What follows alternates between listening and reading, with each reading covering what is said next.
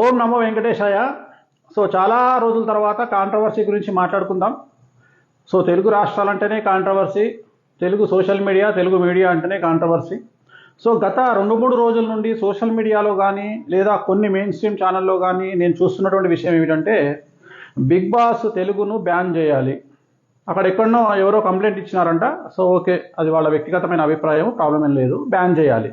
కానీ బ్యాన్ చేయాలి అని చెప్పడానికి చాలామంది చెప్తున్నటువంటి రీజన్స్ ఏమిటంటే, అలేఖ్య చిట్టి పికిల్స్ రమ్య, దువ్వాడ మాధురి, రీతు చౌదరి ఇలాంటి వారిన బిగ్ బాస్లోకి మీరు తీసుకొచ్చి మాకు చెండాలని చూపిస్తున్నారు, మా ఇంట్లో బెడ్రూమ్లో టీవీలో మేము ఇలాంటి చెండాలని చూస్తున్నాము అని చెప్పి చెప్తా ఉన్నారు. చాలామంది విమర్శిస్తూ ఉన్నారు. ఈ బిగ్ బాస్ని బ్యాన్ చేయాలి అని చెప్పేసి గొంతు చించుకుంటున్నారు. ఇంకా మరీ ఎక్కువగా చెప్పాలంటే కింద పడి గిలగిలా కొట్టుకుంటున్నారు.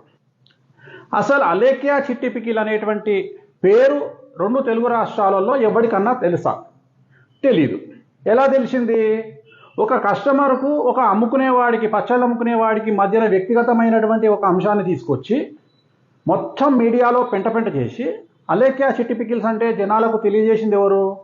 సదరు వ్యక్తులు.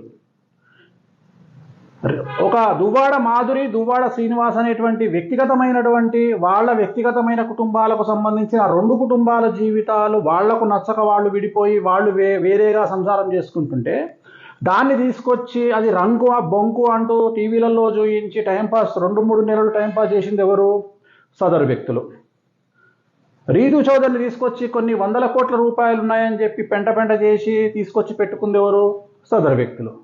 ఇప్పుడు వీళ్లకు ఎక్కడ గాలాలో అక్కడ ఎందుకు గాలుతుంది అంటే, మేము వీరి జీవితాన్ని నాశనం చేయాలి అని కోరుకొని మేము ఇంత ప్రాపగండా చేస్తే వీళ్ళు సెలబ్రిటీలు అయి కూర్చున్నారు బిగ్ బాస్లో అని చెప్పి వీళ్ళ బాధ. వీళ్ళు తట్టుకోలేకపోతున్నారు. సో అట్లా వీళ్ళ బాధ అంతా ఏంటంటే, ఇప్పుడు ఒక ట్రెండింగ్ ఏంటంటే తెలుగు స్టేట్స్లో, మేము ఎవరినైనా ఖండించగలం, మేము ఎవరి జీవితాన్నైనా నాశనం చేయగలం, మేము సోషల్ మీడియాలో మేము తలుచుకుంటే ఒక వ్యక్తి మీద మేము మా ఇష్టం వచ్చిన బట్ట కాల్చి మేము మీద వేయగలం, మేము జీవితాలను నాశనం చేయగలుగుతాం అని వాళ్ళ ఊహ.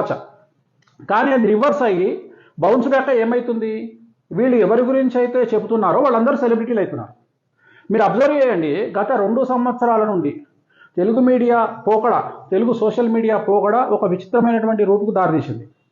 రంకు భాగవతాలు ఒక సంవత్సరంన్నర పాటు రంకు భాగవతాన్ని చూపించినటువంటి ఆ లావణ్య రాజతరంకు సంబంధించి 1.5 సంవత్సరం పట్టింది. నడుస్తూనే ఉంది, ఇంకా నడుస్తూ ఉంది. ఏమేమిటి? రంకులు, బూతు ఆడియోలు, తర్వాత సీఎంను తిట్టేవాడు ఒకడు, బండబూతులు, తర్వాత ఎక్స్ సీఎంను తిట్టేవాడు ఒకడు, తర్వాత డిప్యూటీ సీఎంను తిట్టేవాడు ఒకడు, తర్వాత ఎవరికి నచ్చిన పార్టీలను వాళ్ళు నచ్చని పార్టీలను తిట్టుకునేవాడు ఒకడు. సో ఇది బట్ట కాల్చి మీదేయడము. ఇక కొంతమందికి వ్యక్తిగతమైన వైరంతో బట్టలిప్పి బట్ట కాల్చి మీదేయడము. సో ఈ బూతు పురాణము. విచిత్రమైన విషయం ఏంటంటే, భార్యాభర్తలు విడిపోతారు అని చెప్పే జ్యోతిష్యం చెబితే మనోభావాలు దెబ్బతింటాయి, కానీ మహాత్మా గాంధీని బండబూతులు తిడితే ఎవడి మనోభావాలు దెబ్బతినాయి. ఒక హీరోని పట్టుకొని బాడీ షేమింగ్ చేసే ప్రశ్నలు వేస్తే ఎవడి మనోభావాలు దెబ్బతినాయి. భార్యాభర్తలను విడగొట్టి అమ్మాయిలతోని బాధ్యులతోని రంగు పురాణాలు నడిపిస్తే ఎవరి మనోభావాలు దెబ్బతినాయి. సో ఒక విచిత్రమైనటువంటి పోకడ, విచిత్రమైనటువంటి ట్రెండు తెలుగు రాష్ట్రాల్లో కనబడుతోంది. సో ఇప్పుడు విమర్శించే వారిని, ట్రోల్ చేసేవారిని, వారి వ్యక్తిగతం కోసం జనాల మీద బట్టగాల్చి వేసేవారిని నేను ఇక్కడ విమర్శించదలుచుకోలేదు. నేను సగటు జనాలకు ఏం చెప్పదలుచుకున్నా అంటే, మీరు సెలబ్రిటీ అయితే ఇలాంటి వాటికి రెడీగా ఉండండి. రెండవది, వీళ్ళకందరికీ కూడా బిగ్ బాస్ టీము ఎల్లప్పుడూ సర్వదా సకల కృతజ్ఞత తెలియజేస్తూ ఉండండి. ఎందుకంటే తెలుగు రాష్ట్రాల్లోని కొంత శాతం సోషల్ మీడియా, కొంత శాతం మెయిన్ స్ట్రీమ్ మీడియా మీకు ప్రతి సంవత్సరము బిగ్ బాస్కు కంటెస్టెంట్లను తయారు చేసి ఇస్తున్నటువంటి ఘనత ఈ జనాలకు దక్కుతుంది. వీళ్ళు లేకపోతే బిగ్ బాస్లో కంటెస్టెంట్లు లేరు.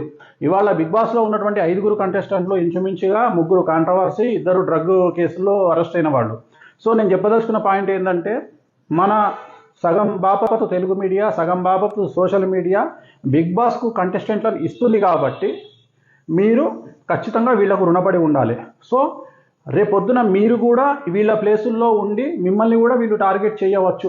వీళ్ళ వ్యక్తిగతమైనటువంటి వ్యూస్ కోసము, వీళ్ళ వ్యక్తిగతమైనటువంటి టీఆర్పీల కోసము మిమ్మల్ని కూడా రేపు వచ్చే సంవత్సరము మిమ్మల్ని కూడా వీళ్ళు టార్గెట్ చేయవచ్చు. కానీ ఒకటే గుర్తుంచుకోండి, వీళ్ళు టార్గెట్ చేస్తున్నారు అంటేనే మీ జాతకం చాలా బాగుంది అని అర్థం. ఎందుకంటే మీరు ఖచ్చితంగా ముందుకు వెళ్ళబోతున్నారని అర్థం. మీరు కూడా సోషల్ మీడియా వేదిక వల్ల, వీళ్ళ ట్రోలింగ్ వల్ల, వీళ్ళ హిట్ల వల్ల, వీళ్ళ బట్టగాల్చి మీదేయడం వల్ల, వీళ్ళు జనాల్ని బట్టలిప్పి గుడ్డలిప్పి రోడ్డు మీద నిలబెడుతున్నామని అనుకుని చేసేటువంటి పనుల వల్ల మీరు స్టార్ హీరోలు అయ్యే అవకాశం ఉంది. మీరు కూడా 2026లో బిగ్ బాస్లో కనిపించేటువంటి అవకాశాలు ఉంటాయి. కాబట్టి ఎట్టి పరిస్థితులలో ఈ ట్రోలింగ్కు, ఈ మేమ్స్కు, ఈ సోషల్ మీడియాలో కానీ మెయిన్ స్ట్రీమ్ మీడియాలో కానీ కొంత శాతం వాళ్ళు వేసేటువంటి వీడియోలకు, వాళ్ళు చేసేటువంటి ప్రాపగండకు అస్సలు భయపడకండి. ధైర్యంగా ముందుకెళ్ళండి. ఎక్కడో దగ్గర బిగ్ బాస్లో కనిపించండి. ఓం నమో వెంకటేశ.